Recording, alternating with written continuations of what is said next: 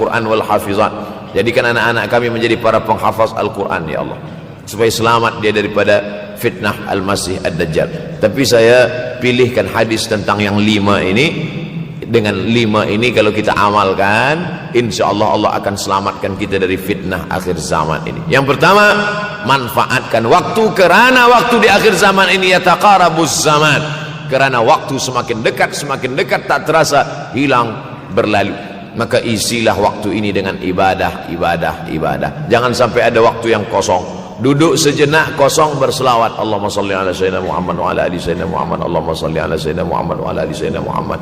Sempat-sempatkan ambil wuduk solat duha walau 2 rakaat.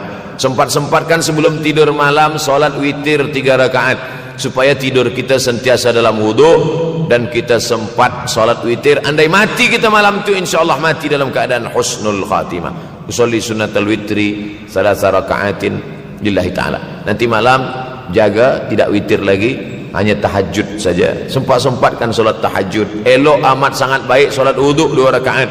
Usolli sunnatal wuduk raka'ataini lillahi ta'ala. Selepas solat wuduk solat sunat taubat. Usolli sunnatat taubat raka'ataini lillahi ta'ala. Selepas solat sunat taubat solat sunat hajat. Usolli sunnatal hajat. Selepas itu barulah solat sunat tahajud 8 rakaat. Nak tambah lagi 10, 12, 14 elok, tak salah, karena dia tiada batasan. Adakah sahabat Nabi yang melakukan ini? Ada. Qatadah bin Nu'man dari selepas Isya sampai azan subuh. Imam Ahmad bin Ambal dari selepas Isya sampai azan subuh. Bahkan mereka menghatamkan Al-Quran dalam tahajud mereka. Maka bahkan ada imam yang disebut dengan As-Sajjad, kerana banyak sujud kepada Allah Subhanahu wa ta'ala. Kerana akhir zaman ini godaan begitu besar. Dulu orang tengah malam tahajud, jam 2 malam, jam 3 malam dia bangun, kerana dia membaca hadis sab'atun yudhilluhumullah. Ada 7 golongan yang mendapatkan naungan Allah. Yauma la dhilla illa dhilluh. Hari itu tak ada naungan kecuali naungan Allah. Rajulun, ada seseorang, zakarallah, dia berzikir mengingat Allah, khalian, di tengah malam tak ada manusia. Fafadat ainahu, menetes air mata. Maka yang pertama ini, jangan sampai kita kehilangan waktu, kerana waktu, al-waktu kasaif, waktu ini seperti pedang. Illam taqta'hu qata'aka. Kalau tidak kau patahkan dia, kalau kau dapat pedang, patahkan. Sebab kalau tidak kau patahkan, dia yang akan memotong engkau, mematahkan tulang-tulang engkau. Waktu ini kalau tidak kita manfaatkan, kita akan ditanya tentang waktu, kemana saja waktu yang sudah kau pakai. Inna sam'a, pendengaran, wal basar, penglihatan, wal fuad, hati, kullu ulaika kana anhu mas'ula. Semua akan disoal, semua akan diminta tanggungjawab di hadapan Allah. Kemana waktu yang sudah aku bagi dulu engkau pakai? Yang pertama nanti ditanya, la tazulu qadama 'abdin yaumal qiyamah. Kaki anak Adam tidak akan bergeser, tidak akan beralih dari tempat tegaknya pada hari kiamat, hatta yus'al, sampai dia disoal, sampai dia ditanya. La tus'alunna yauma idzin 'anin na'im. Banyak yang akan ditanya nanti, tapi Nabi bagi tahu di antara yang akan ditanya dari sekian banyak nikmat itu 4. Yang pertama, an umrihi fima afnah. Umur kemana engkau habiskan? Hari ini ada anak-anak muda belia umurnya 17 tahun. 17 tahun habis menghafaz Al-Quran. 17 tahun habis iktikaf dalam masjid.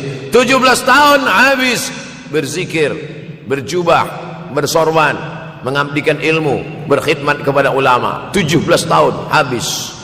Tapi ada pula yang dibalik, 71 tahun habis. Rumah, office, kopi, rumah, office, kopi, rumah, office, kopi, batuk, mati, habis. Apa yang dapat kita bawa menghadap Allah SWT? Yang pertama, yataqarabuz zaman. Yang kedua adalah wa yanqusul ilmu. Ilmu semakin berkurang. Kalau sudah ilmu berkurang, apa yang bertambah? Jahil. Kalau ilmu bertambah, jahil berkurang. Kalau ilmu berkurang, jahil bertambah. Mana ada orang jahil cakapnya didengar orang? Saya dulu awal-awal membaca hadis ini, wa yanqusul ilmu. Ilmu berkurang, jahil bertambah. Rasanya tak mungkin, tak logik, tak masuk akal. Mana ada orang tak berilmu cakap dia didengar? Sekarang baru saya faham. Dulu orang tak berilmu ditinggalkan orang. Sekarang orang tak berilmu, asal dia pandai berbicara, dia akan didengar orang. Bahkan orang jahil pula punya channel. Apa namanya? Jahil.com. Orang jahil punya channel. Banyak pula follower dia daripada follower kita. Banyak pula viewer dia daripada viewer kita. Sebab apa? Sebab yang menyaksikan tiada berilmu, yang berbicara tiada ilmu. Oleh sebab itu maka kita galakkan menuntut ilmu di majlis-majlis ilmu. Untuk apa Abdul Somad sudah berumur 43 tahun pun masih pergi juga lagi ke Sudan belajar? Apa yang nak dicari ini? Tak lain tak bukan, mudah-mudahan kita termasuk orang yang sampai akhir hidupnya mencari ilmu, insyaAllah. Saya datang kemari bukan niat mengajarkan ilmu.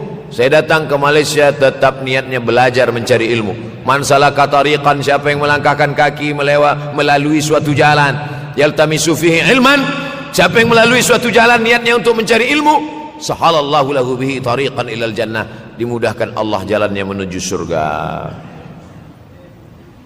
Innallaha la yantazi'ul ilma intiza'an. Innallaha la yanzi'ul ilma intiza'an. Allah kalau mencabut ilmu, bukan macam mencabut pokok kayu dari tanah.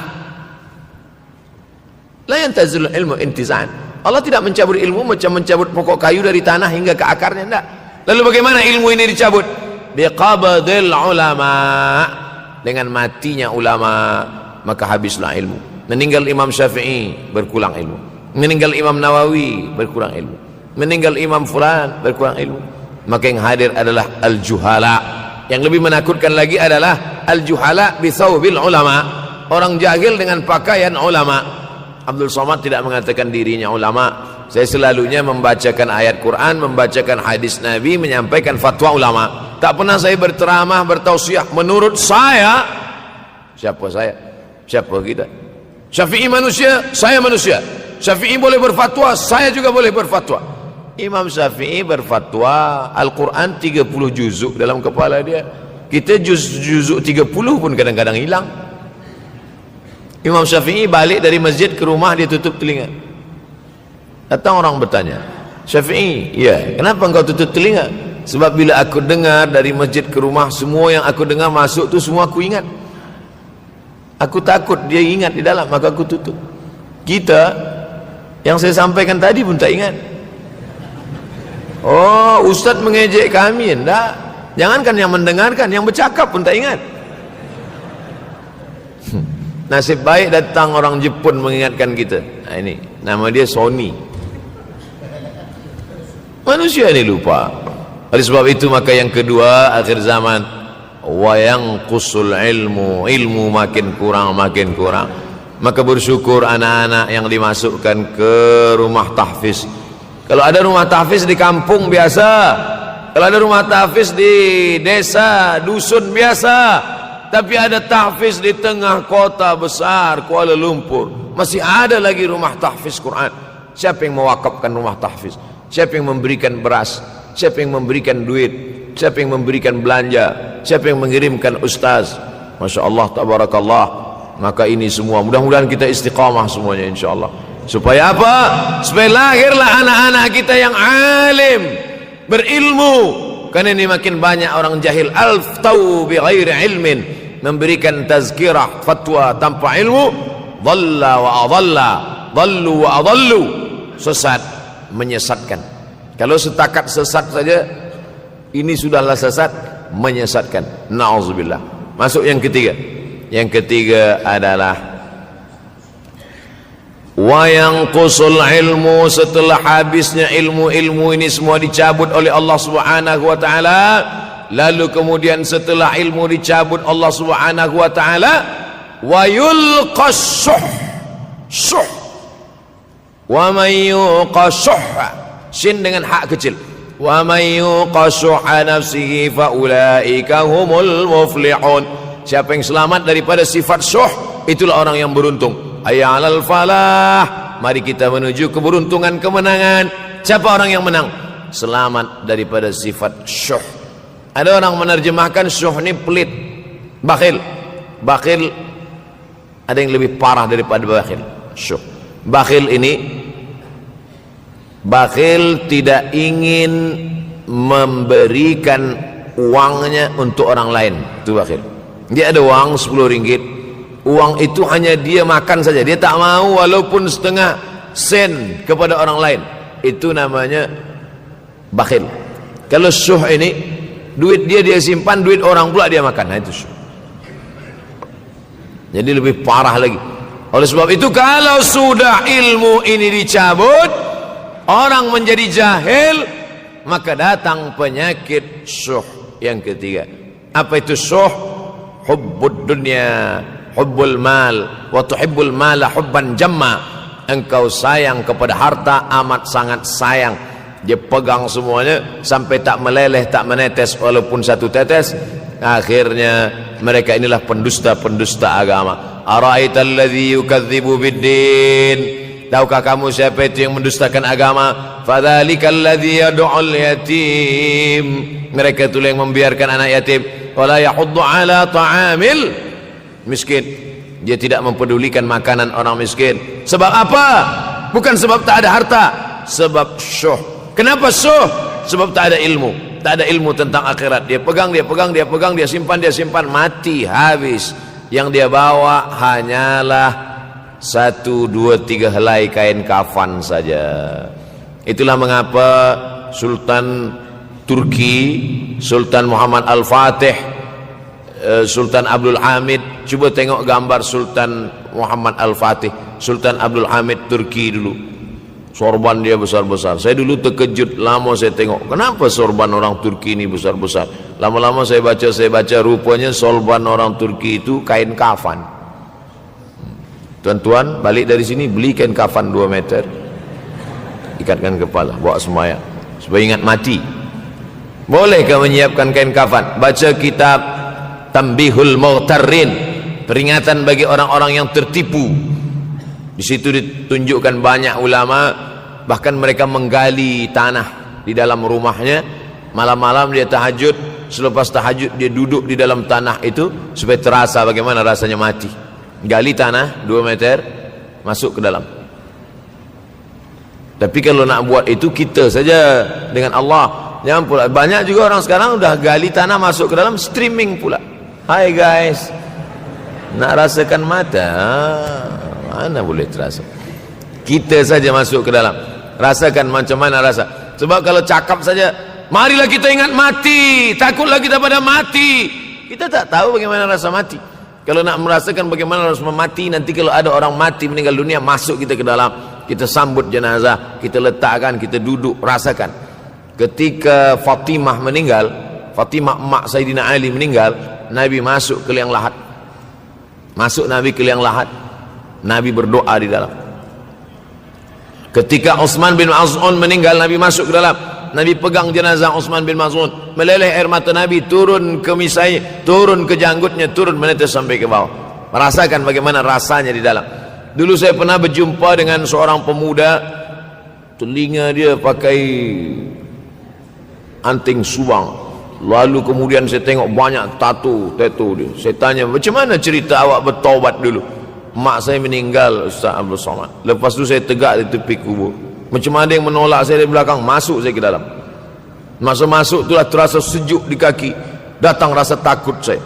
Makanya kalau ada orang yang sudah kita bagi tazkirah, bagi nasihat tak juga, nanti ada orang meninggal, bawa dia agak dekat, senggolkan sikit, jatuh. Gitu caranya supaya kita terasa mati ini, supaya apa? Hilangkan penyakit syuh, cinta harta, takut mati, dan membuat kita menjadi bakhil, pelit, na'udzubillah. Yang keempat, wa tazharul fitan. Ini yang terkait dengan tajuk kita yang keempat, wa tazharul fitan. Banyaklah fitnah, siksa. Dulu masa saya kelas 1 madrasah tahun 1990, berkumpullah kami bersama-sama dengan cikgu mengkaji masalah apa? Masalah Bosnia Herzegovina, mengamuk Slobodan Milosevic, menghancurkan umat Islam di Bosnia. Sampai ada yang meminta fatwa kepada Syekh Yusuf Al-Qardawi, bolehkah perempuan yang perempuan Bosnia yang dirogol tentara tentara Serbia hamil, bolehkah dia menggugurkan anaknya? Kata Syekh Yusuf Qardawi, tak boleh. Maka dia biarkan saja anak itu lahir dan dia tidak dianggap berdosa karena ini sudah takdir Allah SWT. Bagaimana mereka dibunuh? Maka makin banyaklah selepas Bosnia datang pula yang terjadi di Rohingya, di Uighur. Umat Islam berkumpullah presiden-presiden negeri Islam di Kuala Lumpur. Erdogan datang, kumpul semuanya membahas bagaimana nak menolong Muslim Uighur. Rupanya umat Islam pun tak sanggup nak menolong. Apa yang boleh dilakukan di Uighur? Berdoalah umat Islam. Rupanya Allah kalau mau menolong mudah saja. Mudah saja Allah menolong. Tidak datang rudal skat, tidak datang tentera, tidak datang senjata, cukup datang corona, selesai. Allah Subhanahu wa taala, wa makaru wa makarallah. Mereka membuat tipu daya, Allah balas dengan tipu daya yang lain. In tansurullah, kalau kau tolong, ittaqu da'watal mazlum, takutlah kamu terhadap doa orang-orang yang teraniaya. Fa innahu laisa bainahu wa bainallahi hijab, karena di antara dia dengan Allah tak ada hijab sama sekali. Wa yakthurul wa tazharul fitan, banyaklah fitnah. Yang terakhir, yang kelima, wa yakthurul haraj. Wa yakthurul haraj, banyak terjadi haraj, kata Nabi. Sahabat pun bertanya, ya Rasulullah, wamal haraj, apa haraj itu ya Rasulullah? Kata Nabi SAW, al haraj al qatlu, nanti di akhir zaman itu akan banyak pembunuhan. Dulu pun banyak juga pembunuhan, tapi tak banyak sekarang. Pembunuhan di Palestina sampai sekarang tak berakhir. Pembunuhan Rohingya tak berakhir. Pembunuhan di Uighur, pembunuhan. Dulu imam-imam masjid, imam salat tarawih dulu di Masjidil Haram, Allahumma ansuril Islam wal muslimina fi Palestin. Dulu satu aja. Selepas itu bertambah, Allahumma ansuril Islam wal muslimina fi Palestin wa Suriah. Selepas itu bertambah lagi, Allahumma ansuril Islam wal muslimina fi Palestin wa Suriah wal Yaman. Selepas itu bertambah wa Uighur wa, akhirnya wa fi kulli makan. Semakin bertambah. Oleh sebab itu maka ini di antara fitnah akhir zaman. Man lam yahtam bi amril muslimin falaysa minhum. Selepas kita kaji hadis ini, apa tujuan kita? Tujuan kita semakin menguatkan keyakinan, banyak-banyak beribadah, nasihatkan anak menantu, sahabat, jiran, tetangga supaya semakin istiqamah menjalankan syariat, rajin-rajin solat berjamaah, banyak-banyak berzikir, hatamkan Al-Quran, banyak-banyak berinfak, banyak-banyak bersedekah. Andai mati kita, insyaallah mati dalam keadaan husnul akhir zaman. Kalau ada akhir tentu ada awal. Ada setengah kelompok mengatakan dunia ini tiada berawal, tiada berakhir. Kata dia dunia ini qadim, sama seperti Allah Subhanahu wa taala. Kalaulah dunia ini qadim, tentu ada dua yang qadim, ada dua yang kekal abadi. Maka orang yang mengatakan alam ini kekal, tiada berawal, tiada berakhir, dia sudah syirik. Syirik maknanya mengatakan ada dua yang qadim. Allah tiada berawal, tiada berakhir, dunia tiada berawal, tiada berakhir. Siapa yang mengatakan alam ini tiada berawal, tiada berakhir, maka dia syirik. Orang yang syirik maka tidak diterima amalnya. La in asyrakta, kalau engkau syirik la yahbatanna amaluka. Kalau engkau syirik maka seluruh amalmu akan gugur, tak bernilai di hadapan Allah Subhanahu wa taala. Ini yang menjadi tajuk kita subuh ini. Sama-sama percaya bahwa dunia akan berakhir. Yahudi mengatakan dunia akan berakhir, akan kiamat. Nasrani mengatakan dunia pun akan berakhir, hancur, akan kiamat. Bagaimana dengan Islam? Ma huwal iman? Apa itu iman wahai Muhammad sallallahu alaihi wasallam? Antu'mina billah, percaya kepada Allah, wa malaikatihi, percaya kepada malaikat, wa kutubihi, percaya kepada kitab-kitab, wa rusulihi, percaya kepada rasul-rasul, wal yaumil akhir, percaya bahwa dunia ini akan berakhir. Wa tu'mina billah wa tu'mina bil qadri khairihi wa syarrihi, engkau percaya kepada takdir baik dan takdir buruk. 6. Siapa yang tidak percaya kepada rukun iman yang 6, maka dia tidak lagi diakui sebagai umat Muhammad sallallahu alaihi wasallam. Fitnah akhir zaman. Saya nak menjelaskan tajuk kita subuh ini. Fitnah, terjadi banyaknya siksa-siksa. Akhir zaman, di ujung zaman. Menunjukkan dulu ada awal zaman, sekarang ada akhir zaman. Ada awal masa dunia, kita sekarang sudah berada di ujung dunia. Manakala Nabi Muhammad SAW Isra dan Mi'raj, dia melihat dalam perjalanan Isra Mi'raj itu ada seorang perempuan tua yang sedang bersolek. Jadi perempuan tua bersolek ini sudah nampak Nabi sejak masa Isra Mi'raj lagi. Jadi jangan terkejut bila sekarang nampak ada orang tua bersolek. Dah lama dah. Kata Nabi kepada Jibril, apa itu wahai Jibril? Kata Jibril, itulah dunia. Dunia sudah tua, tapi dia tetap juga ingin menampakkan dirinya muda. Dunia ini sudah tua, tak lama lagi akan hancur binasa. Idza sama'um fatarat, langit terbelah. Wa idzal kawakibun tasarat, planet-planet akan hancur berkeping. Wa idzal biharu fujirat, lautan akan meletup naik ke darat, hancur semuanya. Wa idzal quburu bu'athirat, dan kubur akan dibangkitkan. Semua yang ada di dalam tanah ini akan bangkit. Alimat nafsum ma qaddamat wa akharat. Kenapa tanah ini tidak bergulung? Kenapa tanah ini tidak bergoncang? Kenapa kulit tanah ini tetap stabil? Sebab ada pakunya. Seperti kertas yang ditempel di dinding, datang angin kencang, manakala angin kencang datang, kertas tak bergoyang sebab ada pakunya. Apa paku tanah ini? Surah An-Naba juzuk 30. Wal jibala autada, kami jadikan bukit-bukit, gunung-gunung sebagai autada, pasaknya. Kalau kita membuat kemah, ada tiang. Tiang ini bergoncang. Bagaimana supaya tiang ini tidak bergoncang? Pasang pasak-pasak di tepi tiang. Pasak dunia ini adalah bukit-bukit. Kalau kita menengok ada bukit, maka sebenarnya sepertiganya saja yang ada di atas. Bukit yang besar di atas itu sepertiga, 2/3 bukit terhunjam, tertanam ke dalam tanah. Wal jibala autada. Tapi sampai masanya nanti bukit ini akan tercabut. Wa takunul jibalu kal ihnil manfush. Wa takunul jibal, bukit-bukit, kal ihni, seperti bulu kambing. Manfush, bulu kambing yang dihembus angin. Hebatnya ayat-ayat Al-Quran itu, Allah memilih kata-kata sesuai dengan keadaan. Sembayang malam berat, nak jaga tidur malam berat. Kata berat bangun malam itu mengucapkannya pun berat. Wa minal laili fatahajjad, tahajjad berat. Sebagaimana beratnya jaga tengah malam, begitu Allah pilihkan kata yang berat, tahajjud, berat. Wa takunul jibalu kal'inil manfush.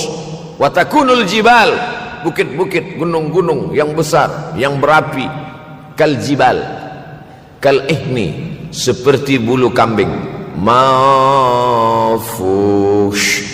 Nun berjumpa dengan fa, fa mengeluarkan angin, shin pun menghembuskan angin. Ambil bulu kambing, letakkan di tapak tangan, kal'inil manfush. Sebagaimana terbangnya bulu kambing dari tapak yang dihembus angin, begitulah gunung-gunung akan tercabut. Kalau gunung-gunung yang besar, gunung yang dari batu, gunung yang berapi, yang mengeluarkan lahar, itu tercabut dari tanah seperti bulu kambing dihembus angin, bagaimana agaknya kita nanti? Tak tahu entah macam mana. Macam butiran debu-debu, macam butiran tepung yang dihembus angin kencang. Wataran nasa sukara, selepas gunung-gunung itu tercabut lalu tanah ini bergoncang, kau lihat manusia macam mabuk. Wataran nasa sukara, kau pandang manusia macam mabuk. Wa mahum bisukara, mereka tidak mabuk. Mereka berjalan bergoncang bukan kerana mabuk, walakin azaballahi syadid, kerana azab Allah itu amat sangat kuat. Oleh sebab itu dianjurkan membaca tafsir juzuk 30. Syekh Muhammad Abduh, tafsir Al-Munir, tafsir Al-Manar yang ditulis oleh muridnya. Dia bagi tazkirah saja, dia tak ada menulis, tapi kemudian muridnya Rashid Ridha menulis. Itulah dia tafsir Al-Manar. Dia tidak memulai tafsir dari juzuk 1 Al-Baqarah, tapi dia mulakan juzuk 30. Sebab apa? Sebab mengkaji juzuk 30, amma yatasaalun 'anil naba'il 'azim alladhi hum fi mukhtalifun kalla saya'lamun. Bercerita tentang hari kiamat. Orang kalau sudah bercerita tentang hari kiamat, datang rasa takut, datang rasa cemas, datang rasa khawatir, kita akan mati, dunia akan binasa, apa yang akan kita bawa? Selepas dia mengkaji juzuk 30, datanglah semangatnya, khusyuklah dia solat, datang semangatnya beribadah, datang hilang rasa cinta harta, dia akan berwakaf, berinfak, bersedekah. Maka fitnah akhir zaman ini perlu dikaji selalu supaya kita mendatangkan khusyuk dalam hati, takut dalam hati, ridha menerima keputusan Allah Subhanahu wa taala. Fitnah akhir zaman. Hadis yang saya pilih diambil dari kitab Sahih Al-Bukhari. Pendek saja, Sahih Al-Bukhari, tapi sebenarnya judul kitab ini panjang. Al-Jami' As-Sahih Al-Musnad Al-Mukhtasar min umuri Rasulullah sallallahu alaihi wasallam wa sunanihi wa ayyami. 7. Disebut dia Al-Jami' kerana dia mencakup 3 aspek: akidah, ibadah, akhlak. Al-Musnad kerana hadis-hadisnya bersanad dari Imam Al-Bukhari sampai ke Nabi Muhammad sallallahu alaihi wasallam, ada silsilah. Al-Mukhtasar kerana dia ringkasan, 7.275 hadis sahaja, padahal hadis Nabi banyak, maka dia ringkaskan, dia kecilkan menjadi 7.275 hadis. Min umuri Rasulullah, semua perkara-perkara Rasulullah, wa sunanihi, kebiasaan-kebiasaan Rasulullah, wa ayyami, hari-hari kehidupan Rasulullah SAW. Disebut Sahih Al-Bukhari. Bukhari bukan nama orang, Bukhari nama kampung, Bukhara, Uzbekistan sekarang. Nama dia Muhammad bin Ismail bin Ibrahim bin Al-Mughirah bin Bardizbah Al-Bukhari.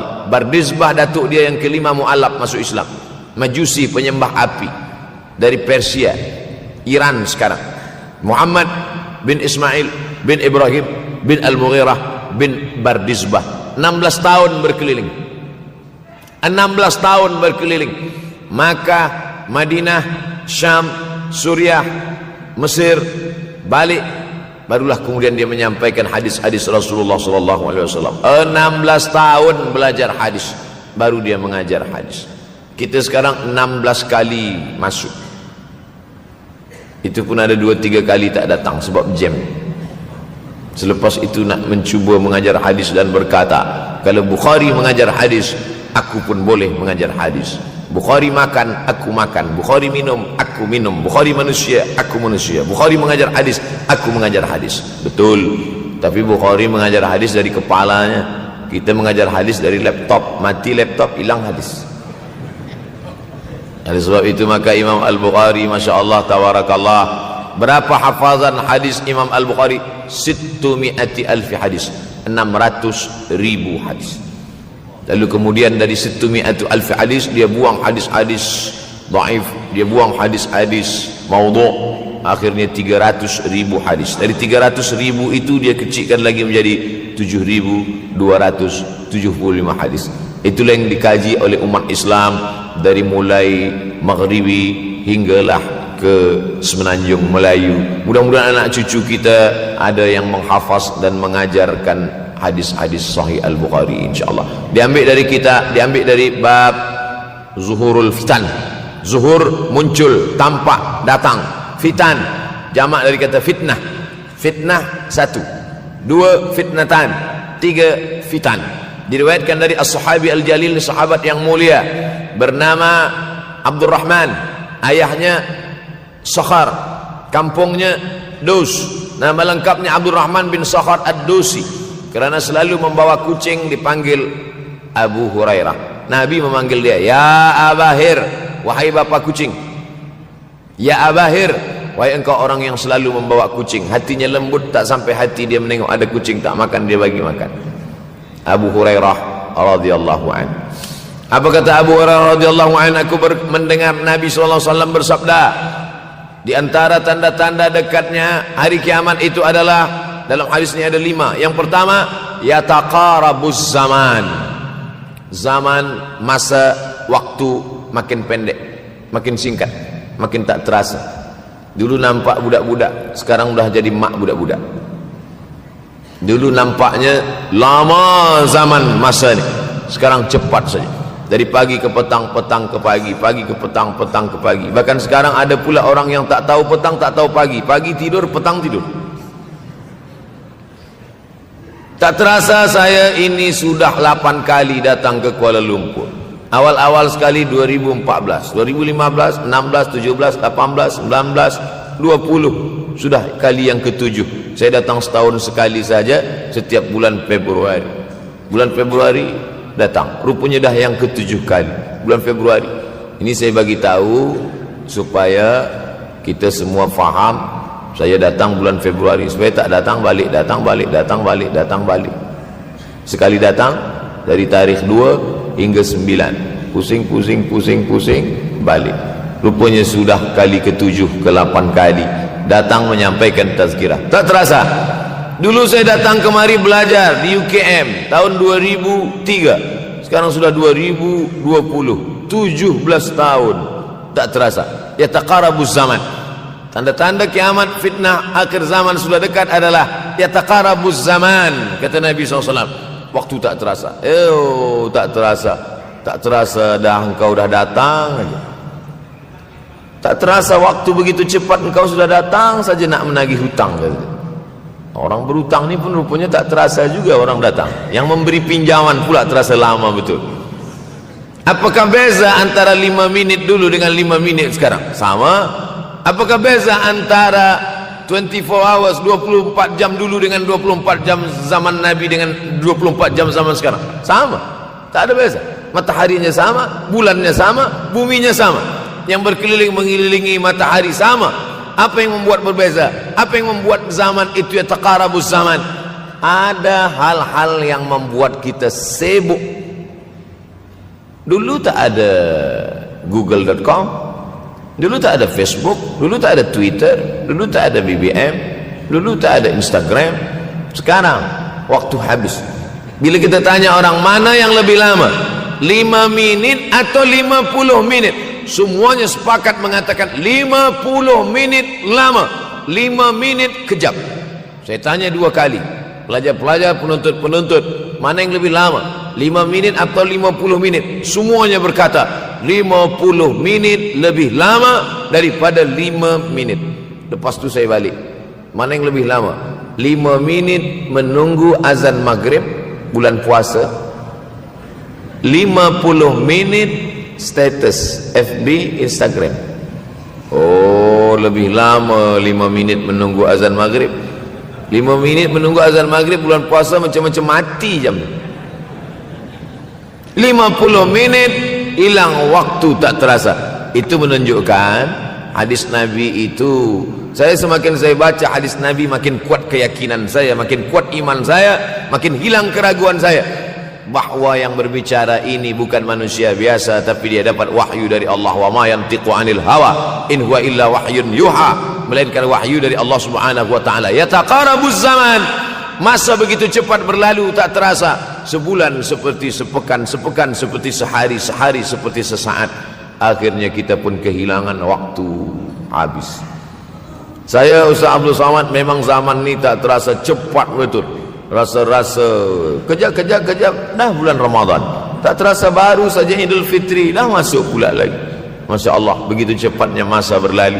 Maka jangan sampai semakin saya baca hadis ni, semakin kuat keyakinan saya bahwa Nabi Muhammad SAW mendapat wahyu dari Allah Subhanahu wa taala. Semakin kuat keyakinan dan keimanan. Kenapa? Seandainya Nabi berkata zaman nanti di akhir zaman itu semakin cepat, semakin dekat, semakin berlalu tak terasa, tapi kemudian zaman yang kita lalui tak sama seperti yang dikatakan Nabi. Mungkin datang juga keraguan dalam hati, betulkah ini? Tapi ternyata 1441 tahun lampau, 1440 tahun yang lalu Nabi mengatakan, dan hari ini terbukti zaman begitu cepat berlalu. Masya Allah, tabarakallah. Hari inilah ditemukan internet, hari ini datang television, hari ini datang WhatsApp, hari ini datang yang melalaikan kita daripada Allah Subhanahu wa taala. Sehingga waktu datang sembang-sembang, cerita-cerita, tengok ini, update ini, tulis ini, tengok ini, pandang ini, habis waktu berlalu. Padahal waktu inilah yang akan ditanya oleh Allah Subhanahu wa ta'ala. 6 kali Allah bersumpah demi waktu. Terbit fajar, wal fajri wa layalin nashr, masuk waktu subuh. Was subhi idza tanaffas, masuk waktu duha. Wad duha wal laili idza saja, masuk waktu siang. Wan nahari idza tajalla, masuk waktu asar. Wal asri innal insana lafi khusr, masuk waktu malam. 2 kali Allah bersumpah demi waktu malam. Wal laili idza saja wal laili idza yaghsha. Kenapa hadis ini yang Ustaz bahaskan? Kami nak mendengar hadis tentang Dajjal dah lahir atau belum? Dajjal dah hadir. Mana bukti Dajjal dah hadir? Kurma bisan tidak lagi berbuah. Bila kurma bisan tidak berbuah, Dajjal dah nak datang. Kurma bisan sekarang sudah berkurang, tak berbuah. Lalu kemudian apa lagi? Ain Zuhar, mata air dari Ain Zuhar sudah kering. Sudah kering. Oleh sebab itu, tapi manakala dulu datang Habib Umar bin Hafiz, saya hadir majelis itu, adalah seorang bertanya, Habib, ya, Imam Mahdi dah lahir atau belum? Saya tengok Habib menjawab, sepertinya dia macam tak suka pertanyaan. Kata dia, kita tak perlu mencari-cari dia dah lahir atau belum, kampung dia di mana, dia lahir di hospital mana, dia tak perlu. Yang perlu kita siapkan adalah iman dan takwa pengetahuan kita, supaya kita jangan sampai terkecoh, supaya kita boleh membezakan mana hak, mana batil, mana betul, mana salah, mana lurus, mana bengkok, mana hitam, mana putih. Sehingga dengan istiqomahnya kita beribadah ini, kita boleh membezakan mana Al-Masih yang original, yang asli, mana Al-Masih Ad-Dajjal.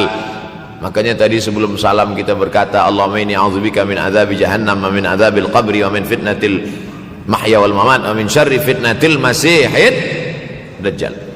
Membaca, menghafaz 10 ayat di awal surah Al-Kahfi. Siapa yang menghafaz 10 awal ayat, hadis lain mengatakan 10 akhir, 10 awal 10 akhir, elok dua-duanya. Tapi Masya Allah, tabarakallah, anak-anak kita yang pakai jubah, pakai sorban putih ini, daripada tahfiz Quran, mereka tidak hanya menghafaz 10 awal 10 ujung, dari awal sampai ujung dia hafaz 30 juzuk dia hafaz. Mudah-mudahan anak-anak kita penghafaz Al-Quran. Allahumma ja'al abna'ana wa banatina min huffazil Quran wal hafizat. Jadikan anak-anak kami menjadi para penghafaz Al-Quran, ya Allah, supaya selamat dia daripada fitnah Al-Masih Ad-Dajjal. Tapi saya pilihkan hadis tentang yang 5 ini. Dengan 5 ini kalau kita amalkan, insya Allah Allah akan selamatkan kita dari fitnah akhir zaman ini. Yang pertama, manfaatkan waktu, kerana waktu di akhir zaman ini yataqarabuz zaman, kerana waktu semakin dekat tak terasa, hilang, berlalu. Maka isilah waktu ini dengan ibadah. Jangan sampai ada waktu yang kosong. Duduk sejenak kosong, berselawat, Allahumma salli ala sayyidina Muhammad wa ala ali sayyidina Muhammad, Allahumma salli ala sayyidina Muhammad wa ala ali sayyidina Muhammad. Sempat-sempatkan ambil wuduk, solat duha walau 2 rakaat. Sempat-sempatkan sebelum tidur malam solat witir 3 rakaat, supaya tidur kita sentiasa dalam wuduk dan kita sempat solat witir. Andai mati kita malam itu, insyaallah mati dalam keadaan husnul khatimah. Usolli sunnatal witri 3 rakaatin lillahi ta'ala. Nanti malam jaga tidak witir lagi, hanya tahajud saja. Sempat-sempatkan solat tahajud. Elok amat sangat baik solat wuduk 2 rakaat. Usolli sunnatal wuduk rakaatain lillahi ta'ala. Selepas solat wuduk, solat sunat taubat. Usolli sunatat taubat rakaatain lillahi ta'ala. Selepas solat sunat taubat, solat sunat hajat. Usolli sunatal hajat. Selepas itu barulah solat sunat tahajud 8 rakaat. Nak tambah lagi 10, 12, 14, elok, tak salah, karena dia tiada batasan. Adakah sahabat Nabi yang melakukan ini? Ada. Qatadah bin Nu'man, dari selepas Isya sampai azan subuh. Imam Ahmad bin Ambal, dari selepas Isya sampai azan subuh. Bahkan mereka mengkhatamkan Al-Quran dalam tahajud mereka. Maka bahkan ada imam yang disebut dengan As-Sajjad, kerana banyak sujud kepada Allah Subhanahu wa ta'ala. Kerana akhir zaman ini godaan begitu besar. Dulu orang tengah malam tahajud, jam 2 malam, jam 3 malam dia bangun, kerana dia membaca hadis sab'atun yudhilluhumullah. Ada 7 golongan yang mendapatkan naungan Allah, yauma la dhilla illa dhilluh. Hari itu tak ada naungan kecuali naungan Allah. Rajulun, ada seseorang Zakarallah, dia berzikir mengingat Allah khalian di tengah malam, tak ada manusia. Fafadat ainahu, menetes air mata. Maka yang pertama ini, jangan sampai kita kehilangan waktu, kerana waktu kasaif, waktu ini seperti pedang. Illam taqta'hu qata'aka, kalau tidak kau patahkan dia. Kalau kau dapat pedang, patahkan. Sebab kalau tidak kau patahkan, dia yang akan memotong engkau, mematahkan tulang-tulang engkau. Waktu ini kalau tidak kita manfaatkan, kita akan ditanya tentang waktu, kemana saja waktu yang sudah kau pakai. Inna sam'a, pendengaran, wal basar, penglihatan, wal fuad, hati, kullu ulaika kana anhu mas'ula. Semua akan disoal, semua akan diminta tanggungjawab di hadapan Allah. Kemana waktu yang sudah aku bagi dulu engkau pakai? Yang pertama nanti ditanya, la tazulu qadama 'abdin yaumal qiyamah. Kaki anak Adam tidak akan bergeser, tidak akan beralih dari tempat tegaknya pada hari kiamat, hatta yus'al, sampai dia disoal, sampai dia ditanya. La tus'alunna yauma idzin 'anin na'im. Banyak yang akan ditanya nanti, tapi Nabi bagi tahu di antara yang akan ditanya dari sekian banyak nikmat itu 4. Yang pertama, an umrihi fima afnah. Umur kemana engkau habiskan? Hari ini ada anak-anak muda belia umurnya 17 tahun. 17 tahun habis menghafaz Al-Quran. 17 tahun habis iktikaf dalam masjid. 17 tahun habis berzikir, berjubah, bersorban, mengabdikan ilmu, berkhidmat kepada ulama. 17 tahun habis. Tapi ada pula yang dibalik, 71 tahun habis. Rumah, office, kopi, rumah, office, kopi, rumah, office, kopi, batuk, mati, habis. Apa yang dapat kita bawa menghadap Allah SWT? Yang pertama, yataqarabuz zaman. Yang kedua adalah wa yanqusul ilmu. Ilmu semakin berkurang. Kalau sudah ilmu berkurang, apa yang bertambah? Jahil. Kalau ilmu bertambah, jahil berkurang. Kalau ilmu berkurang, jahil bertambah. Mana ada orang jahil cakapnya didengar orang? Saya dulu awal-awal membaca hadis ini, wa yanqusul ilmu. Ilmu berkurang, jahil bertambah. Rasanya tak mungkin, tak logik, tak masuk akal. Mana ada orang tak berilmu cakap dia didengar? Sekarang baru saya faham. Dulu orang tak berilmu ditinggalkan orang. Sekarang orang tak berilmu, asal dia pandai berbicara, dia akan didengar orang. Bahkan orang jahil pula punya channel. Apa namanya? Jahil.com. Orang jahil punya channel. Banyak pula follower dia daripada follower kita. Banyak pula viewer dia daripada viewer kita. Sebab apa? Sebab yang menyaksikan tiada berilmu, yang berbicara tiada ilmu. Oleh sebab itu maka kita galakkan menuntut ilmu di majlis-majlis ilmu. Untuk apa Abdul Somad sudah berumur 43 tahun pun masih pergi juga lagi ke Sudan belajar? Apa yang nak dicari ini? Tak lain tak bukan, mudah-mudahan kita termasuk orang yang sampai akhir hidupnya mencari ilmu, insyaAllah. Saya datang kemari bukan niat mengajarkan ilmu. Saya datang ke Malaysia tetap niatnya belajar mencari ilmu. Man salaka tariqan, siapa yang melangkahkan kaki melalui suatu jalan, yaltamisu fihi ilman, siapa yang melalui suatu jalan niatnya untuk mencari ilmu, sahalallahu lahu bihi tariqan ilal jannah, dimudahkan Allah jalannya menuju surga. Innallaha la yantazi'ul ilma intiza'an. Innallaha la yanzi'ul ilma intiza'an. Allah kalau mencabut ilmu, bukan macam mencabut pokok kayu dari tanah. La yantazi'ul ilma intiza'an. Allah tidak mencabut ilmu macam mencabut pokok kayu dari tanah hingga ke akarnya, tidak. Lalu bagaimana ilmu ini dicabut? Biqabdil ulama. Dengan matinya ulama, maka habislah ilmu. Meninggal Imam Syafi'i, berkurang ilmu. Meninggal Imam Nawawi, berkurang ilmu. Meninggal Imam Fulan, berkurang ilmu. Maka yang hadir adalah al-juhala. Yang lebih menakutkan lagi adalah al-juhala bisawbil ulama. Orang jahil dengan pakaian ulama. Abdul Somad tidak mengatakan dirinya ulama. Saya selalunya membacakan ayat Quran, membacakan hadis Nabi, menyampaikan fatwa ulama. Tak pernah saya berceramah, bertausiah. Menurut saya, siapa saya? Siapa kita? Syafi'i manusia, saya manusia. Syafi'i boleh berfatwa, saya juga boleh berfatwa. Imam Syafi'i berfatwa Al-Quran 30 juzuk dalam kepala dia. Kita juzuk 30 pun kadang-kadang hilang. Imam Syafi'i balik dari masjid ke rumah, dia tutup telinga. Datang orang bertanya, Syafi'i, ya, kenapa engkau tutup telinga? Sebab bila aku dengar dari masjid ke rumah, semua yang aku dengar masuk tu semua aku ingat. Aku takut dia ingat di dalam, maka aku tutup. Kita yang saya sampaikan tadi pun tak ingat. Oh, ustaz mengejek kami. Enggak. Jangankan yang mendengarkan, yang bercakap pun tak ingat. Nasib baik datang orang Jepun mengingatkan kita. Nah, ini nama dia Sony. Manusia ini lupa. Oleh sebab itu maka yang kedua, akhir zaman, wa yanqusul ilmu makin kurang. Maka bersyukur anak-anak yang dimasukkan ke rumah tahfiz. Kalau ada rumah tahfiz di kampung biasa, kalau ada rumah tahfiz di desa, dusun biasa, tapi ada tahfiz di tengah kota besar Kuala Lumpur, masih ada lagi rumah tahfiz Quran. Siapa yang mewakafkan rumah tahfiz? Siapa yang memberikan beras? Siapa yang memberikan duit? Siapa yang memberikan belanja? Siapa yang mengirimkan ustaz? Masya Allah, tabarakallah. Maka ini semua mudah-mudahan kita istiqamah semuanya insyaAllah. Supaya apa? Supaya lahirlah anak-anak kita yang alim, berilmu. Karena ini makin banyak orang jahil. Al-ftau bi ghairi ilmin, memberikan tazkirah, fatwa tanpa ilmu.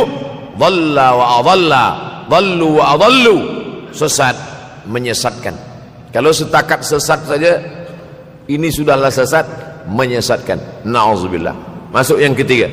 Yang ketiga adalah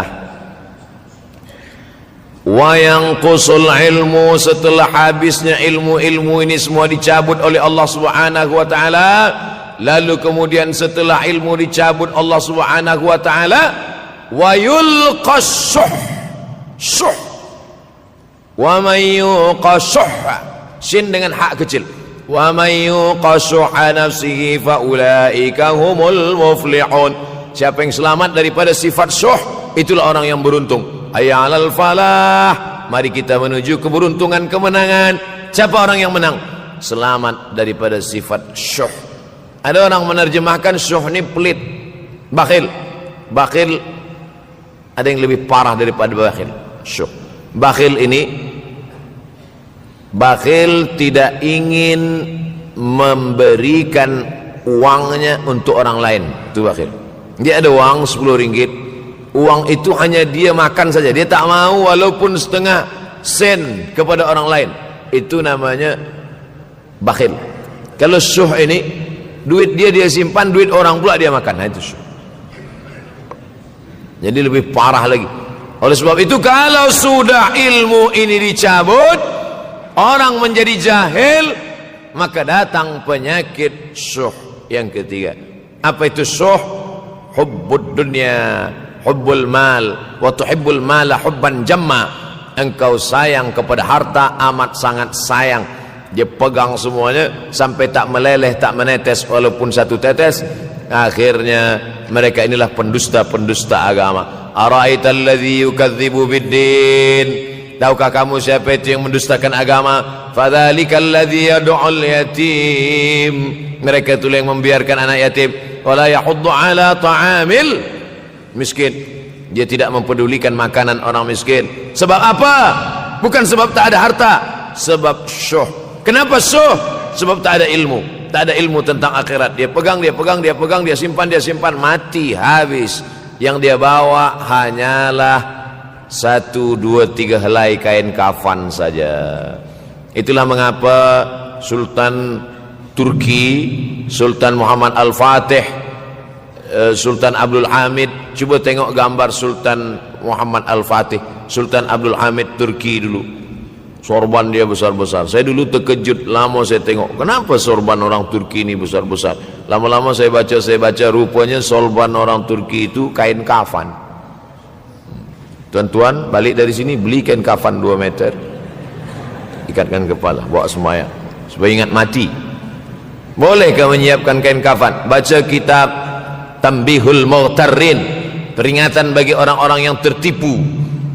Di situ ditunjukkan banyak ulama, bahkan mereka menggali tanah di dalam rumahnya. Malam-malam dia tahajud, selepas tahajud dia duduk di dalam tanah itu supaya terasa bagaimana rasanya mati. gali tanah 2 meter, masuk ke dalam. Tapi kalau nak buat itu kita saja dengan Allah. Jangan pula, banyak juga orang sekarang udah gali tanah masuk ke dalam, streaming pula. Hai guys, nak rasakan mata, mana boleh terasa. Kita saja masuk ke dalam, rasakan macam mana rasa. Sebab kalau cakap saja, marilah kita ingat mati, takutlah kita pada mati, kita tak tahu bagaimana rasa mati. Kalau nak merasakan bagaimana rasa mati, nanti kalau ada orang mati meninggal dunia, masuk kita ke dalam, kita sambut jenazah, kita letakkan, kita duduk, rasakan. Ketika Fatimah meninggal, Fatimah emak Sayyidina Ali meninggal, Nabi masuk ke liang lahat. Masuk Nabi ke liang lahat, Nabi berdoa di dalam. Ketika Utsman bin Maz'un meninggal, Nabi masuk ke dalam, Nabi pegang jenazah Utsman bin Maz'un, meleleh air mata Nabi turun ke misai, turun ke janggutnya, turun menetes sampai ke bawah. Merasakan bagaimana